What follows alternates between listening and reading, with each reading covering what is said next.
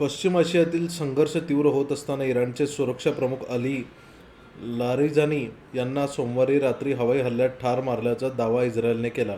अन्य कारवाईत इराणमधील निमलष्करी संघटना बसीजचे प्रमुख घोलाम रेजा सोलेमानी ठार झाल्याच्या वृत्ताला इराणने मंगळवारी रात्री उशिरा दुजोरा दिला.